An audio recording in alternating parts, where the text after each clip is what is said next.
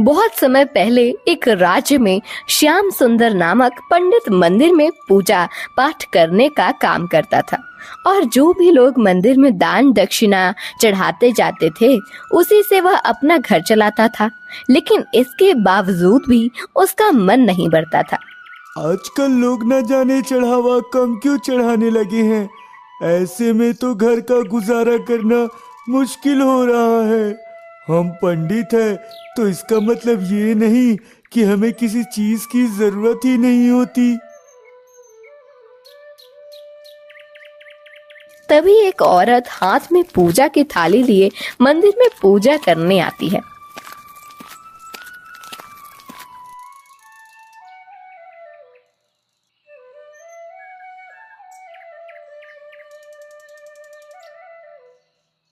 हे भगवान, मुझ गरीब पर कृपा करे।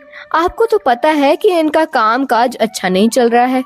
बस कुछ चमत्कार कर दीजिए जिससे इनका काम काज फिर से पहले जैसा चलने लग जाए, तो मैं आपको पूरे 100 रुपए का प्रसाद और नारियल का चढ़ावा चढ़ाऊंगी। हाँ भैया, खूब चढ़ावा चढ़ाओ, तभी तो भगवान तुम्हारी सुनेंगे और मेरी झोली भरेंगे। फिर वह औरत पंडित जी से पूजा कराने के बाद उन्हें कुछ दान दक्षिणा देती है। यह लीजिए पंडित जी, आपकी दक्षिणा। अब तुम्हें तो पता है मैं दक्षिणा नहीं लेता। जो भी तुम्हें चढ़ाना है तुम वो दान पेटी में डाल सकती हो। हाँ अच्छा ठीक है पंडित जी, मैं दक्षिणा दान पेटी में ही डाल देती हूँ। और फिर वह कुछ राशि मंदिर की दान पेटी में डालकर चली जाती है। वाह वाह, ऐसे ही हर रोज भक्त मंदिर में पूजा पाठ करने आते रहें और अधिक से अधिक चढ़ावा चढ़ते रहे। हाँ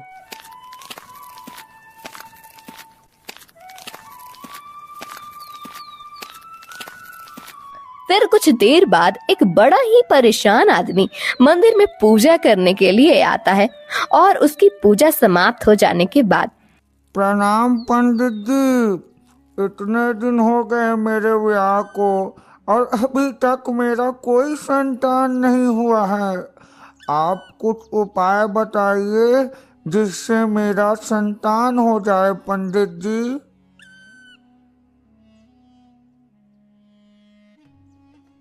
हाँ, उपाय तो है पर उसमें थोड़ा अधिक खर्च आएगा जजमान। पंडित जी बस आप उपाय बताइए, खर्चा का चिंता मत कीजिए। तो ठीक है, पूरे महीने तुम्हें हर रोज मंदिर में आकर पूजा करना होगा और साथ ही साथ तुम्हें मंदिर की दान पेटी में रोज 100 रुपए डालना होगा। और याद रहे, एक भी दिन छूटना नहीं चाहिए, नहीं तो तुम्हें पूजा का फल नहीं मिल पाएगा। ठीक है पंडित जी, मैं ध्यान रखूंगा। अच्छा, अब मैं चलता हूँ पंडित जी।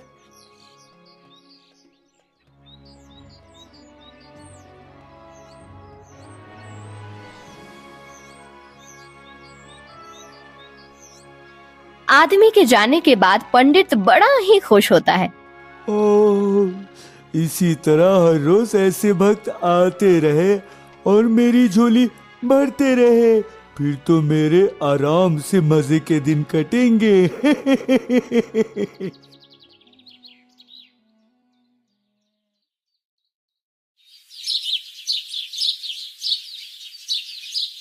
जब शाम होती है और मंदिर के द्वार बंद करने का समय आता है, पहले देख तो लूं कहीं कोई आ तो नहीं रहा। हाँ, अब ठीक है। फिर वह मंदिर में रखी दान पेटी को खोलता है और उसमें रखा धन निकालकर अपनी झोली में डाल लेता है और अपने घर के लिए निकल जाता है।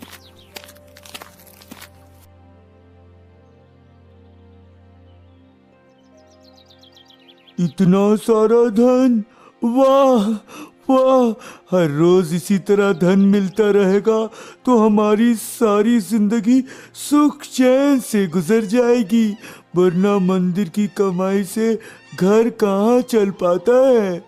यह सब देख पंडिताइन से रहा नहीं जाता। अरे कुछ तो शर्म करो, जो आप हर रोज मंदिर की दान पेटी से धन चुरा कर लाते हो। अरे हमें इतना कुछ तो मंदिर से मिलता ही है। फल फूल और चढ़ावे में जो भी सामग्री आती है वह सब आपका ही तो होता है, फिर आपको यह सब करने की क्या जरूरत है? तुम चुप करो, जब देखो बोलती रहती हो। ये सब मैं अपने और तुम्हारे लिए ही तो कर रहा हूँ। जरा देखो तो आज कितना कितना धन आया है। मुझे नहीं चाहिए चोरी का तुम्हारा धन। देखो जी, जो भी कुछ आप कर रहे हैं वह ठीक नहीं है। अगर किसी दिन आपको किसी ने दान पेटी से धन चुराते हुए देख लिया तो सोचा है कभी क्या होगा? अरे कुछ नहीं होगा, जब किसी को पता ही नहीं चलेगा तो कोई क्या कहेगा। हाँ देखिए जी, मैं फिर से कहती हूँ, यह सब ठीक नहीं है। जो भी दान पेटी में दान डाला जाता है वह सब राजा का होता है और वह उस धन को प्रजा की सेवा के लिए इस्तेमाल करते हैं और आप उसे चुरा कर ले आते हो। मैं फिर से कह देती हूँ, अभी भी संभल जाओ, कहीं ऐसा ना हो बाद में पछताना पड़े। पंडिताइन के लाख समझाने पर भी पंडित उसकी एक नहीं सुनता। अच्छा, अब बोल लिया हो तो कुछ खाना भी खिला दो भाग्यवान। भूख के मारे मेरे पेट में चूहे कूद रहे हैं। चोरी और ऊपर से सीना चोरी, फिर भी इन्हें खाना खाने की पड़ी है। फिर पंडिताइन रसोई में जाती है और पंडित को खाना ला कर देती है। खाना खाते ही पंडित को नींद आ जाती है।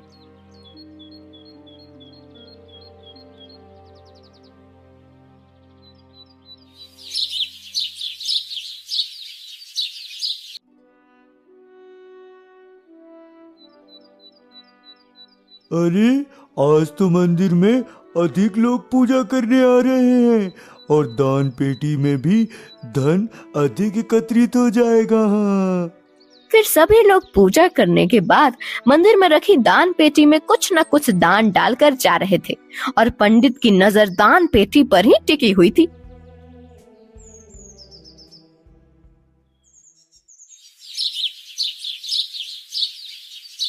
और रात्रि को जब मंदिर बंद करने का समय आता है, सभी लोग चले गए। अब जल्दी से मंदिर का द्वार बंद कर लेता हूँ, इससे पहले कोई आ जाए। मैं दान पेटी में रखा धन ले लेता हूँ। मंदिर के द्वार बंद कर पंडित जल्दी जल्दी दान पेटी से धन निकालता है और अपनी झोली में डाल लेता है। आज के लिए इतना धन काफी है। इससे पहले कि यहाँ कोई आ जाए मुझे जल्दी से यहाँ से चला जाना चाहिए। पंडित अभी जा ही रहा होता है कि तभी वहाँ से जाते हुए एक आदमी उसे देख कहने लगता है, अरे पंडित जी, आप अभी तक यहाँ क्या कर रहे हो? मंदिर के द्वार तो आपने कब के बंद कर दिए थे। अरे कहीं इसने मुझे दान पेटी से धन निकालते हुए देख तो नहीं लिया। क्या हुआ पंडित जी, क्या सोचने लगे भाई? कुछ नहीं, बस मैं जा ही रहा था तो सोचा जरा एक बार और अच्छे से मंदिर के द्वार देख लेता हूँ, कहीं खुले तो नहीं रह गए।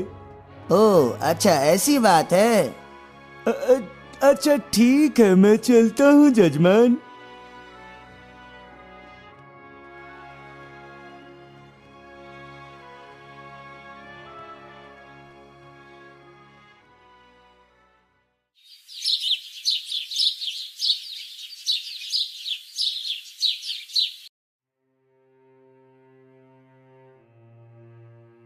माह का आखिरी दिन होता है। राजा का मंत्री मंदिर से दान पेटी को मंगवाता है और जब वह दान पेटी को खोलता है तो हैरान हो जाता है। अरे ये क्या, दान पेटी में तो बस इतना ही धन है, जबकि मंदिर में पूजा करने वाले लोगों की अच्छी खासी भीड़ लगी रहती है। फिर दान पेटी में इतना कम धन कैसे हो सकता है? मंत्री सोच में पड़ जाता है और वह दान पेटी का सारा धन ले जाकर राजा को दिखाता है। महाराज, इस महीने मंदिर की दान पेटी में जो भी धन आया है वो आपके सामने है महाराज। अरे मंत्री जी, क्या आप सबने दान करना बंद कर दिया क्या? वैसे हम भी महीने में 4-5 बार तो वो मंदिर पूजा करने जरूर जाते हैं और हम भी अच्छी खासी धनराशि डालते हैं दान पेटी में। फिर भी इसमें इतना कम धन कैसे?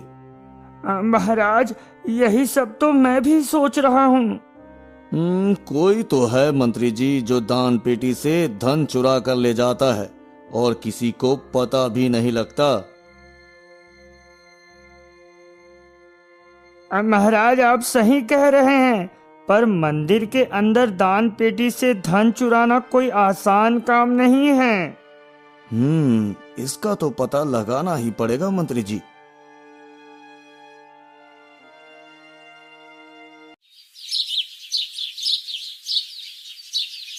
अगले दिन राजा अपने एक खास आदमी को अपना कीमती अंगूठी मंदिर के दान पेटी में डालने के लिए भेज देता है और खुद मंदिर से कुछ दूरी पर खड़ा रहता है। जो कोई भी चोर है वो ये अंगूठी बेचने के लिए सुनार के पास तो जरूर जाएगा और सुनार अंगूठी देखते ही पहचान जाएगा कि ये मेरी अंगूठी है और वो चोर पकड़ा जाएगा। वाह वाह, इतनी कीमती अंगूठी, इसे बेचकर तो बहुत अधिक धन आ जाएगा। हे प्रभु, ऐसे ही अपनी कृपा मुझ पर बनाए रखना और दान के लिए ऐसे लोग भेजते रहना।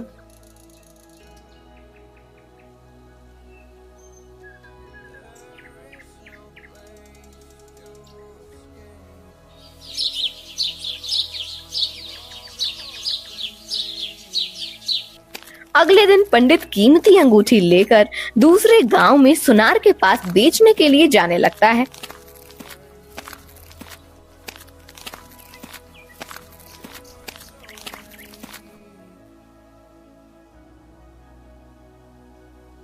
अरे, ये अंगूठी तो महाराज की है। मुझे अच्छे से याद है, अभी कुछ दिन पहले ही महाराज ने मुझसे ये अंगूठी लिया है। क्या सोचने लगे भाई? बताओ कितना दाम होगा इस अंगूठी का? पंडित जी, अंगूठी तो बड़ी कीमती लग रही है। लगता है कहीं से बड़ा ही तगड़ा हाथ लगा है।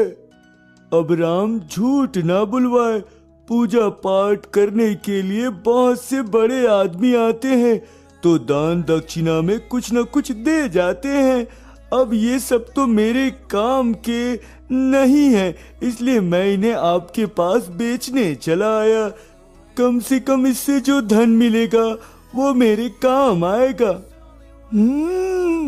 इसका मतलब ये पंडित झूठ बोल रहा है। मुझे ये खबर महाराज को जाकर देनी होगी। सुनार पंडित को अंगूठी के बहुत ही अच्छे दाम देता है। पंडित खुशी खुशी दाम लेकर घर चला जाता है।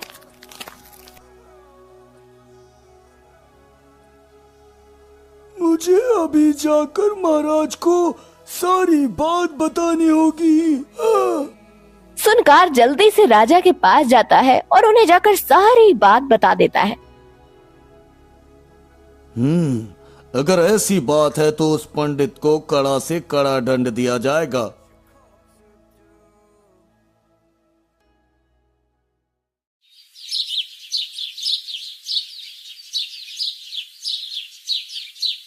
अगले दिन राजा फिर से अपने खास आदमी को अपने सबसे कीमती हार मंदिर के दान पेटी में डालने के लिए भेज देता है और वह दूर से ही सब कुछ देखता है।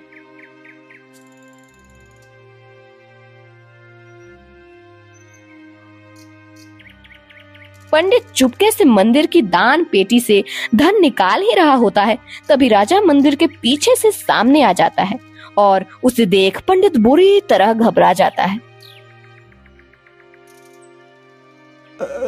महाराज, आप यहाँ? हाँ, हम क्यों? हमें यहाँ नहीं होना चाहिए। तुम्हें क्या लगा तुम इसी तरह चोरी करते रहोगे और कभी पकड़े नहीं जाओगे? ये मत भूलो कि हर चोरी करने वाला कोई ना कोई सुराग जरूर छोड़ता है, और तुमने भी वही गलती की और पकड़े गए। पंडित अभी यह सोच ही रहा था कि राजा को उसके बारे में पता कैसे चला। तभी राजा के बुलाते ही सुनार आ जाता है। अपना सच सामने आते पंडित को सब समझ में आ जाता है और वह रोते हुए राजा के कदमों में गिर जाता है और उससे क्षमा मांगने लगता है। महाराज, मुझसे बहुत बड़ी भूल हो गई, मुझे क्षमा कीजिए महाराज, मुझे क्षमा कीजिए। पंडित, तुमने मंदिर की दान पेटी से धन चुरा कर जो अपराध किया है, जानते हो उसकी सजा तुम्हें क्या मिल सकती है? बताओ, तुमने मंदिर की दान पेटी से धन और कीमती सामान क्यों चुराया? बताओ मुझे।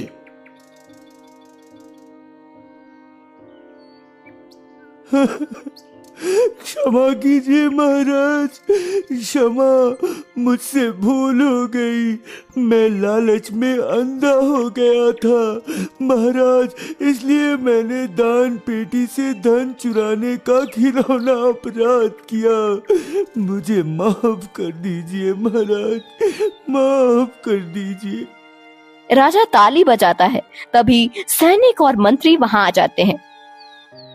सैनिकों, पकड़ लो इस दुष्ट पंडित को और ले जाकर कारागार में डाल दो। राजा के आदेश पर सैनिक पंडित को पकड़ लेते हैं। तभी वहां पंडित की पत्नी आ जाती है।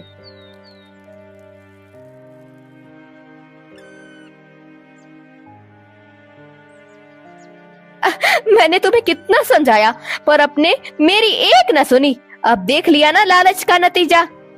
मैंने तुम्हारी बात मानी होती तो मुझे ये दिन ना देखना पड़ता। मैंने मंदिर की दान पेटी से धन चुराने का जो अपराध किया है, उसके लिए मुझे जो सजा मिलेगी वो कम ही होगी। महाराज, मैंने अपराध किया है, मुझे सजा मिलनी चाहिए महाराज। तुम्हें तुम्हारी गलती का एहसास हो चुका है, इसलिए हम तुम्हें माफ करते हैं, पर हम तुमसे मंदिर में पूजा करने का हक छीनते हैं, और ये तुम्हारे लिए किसी सजा से कम नहीं है पंडित। पंडित को अपनी गलती का एहसास भी हो जाता है और उसे सजा भी मिल जाती है।